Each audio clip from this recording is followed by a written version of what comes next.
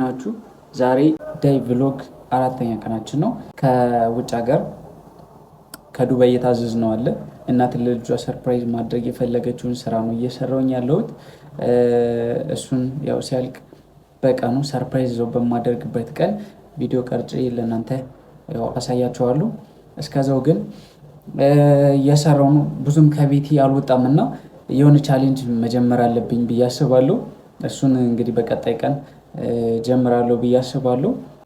አንዱን ስዕል መጨረስ አለብኝ ዛሬ።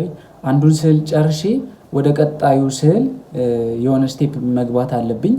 ማለት ሁለት ሰው ባንድ ላይ ነው፣ የተለያየ ፎቶ ባንድ ላይ ነው፣ ጥራት የለውም ነበር ምናምን ነገር እና ወደ ቀጣዩ ከገባሁኝ ነገ ጨርሼ ፍሬም ማስደረግበታለሁ ማለት ነው። ከዛ ባልኩበት ቀን አደርስበታለሁ፣ ባልኩበት ቀን አስረክባለሁ ማለት ነው። ስዕሉን ደግሞ ማለት ነው በጣም ነው የወድጀው። በጣም በጣም በጣም እንዴት እንደሚያምር አልቆ እስከማየው እኔ ራሱ እንዴት እንደምጓጓ።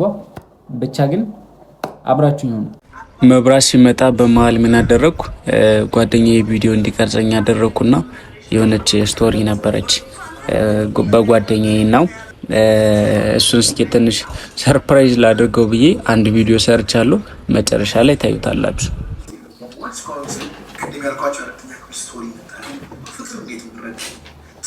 የሆነ ሰዓት ላይ የጓደኛዬን ፎቶ አየሁትና ፎቶ ጥራት ስላለው ይህንንማ መሳል ነበር ስል ሰማኝና ለምን አትስለኝም ግን አለኝ። እኔም እሺ ብዬው በመሃል ብዙ ስራ ስለበዛብኝ አልሳልኩትም ነበር። ፋይናሊ ግን ውድ ወንድሜ መከታዬ ስያለሁ። ስዕሉን ከማየታችሁ በፊት ግን ሼር ማድረግ እንዳትረሱ፣ ተጋብዙልኝ።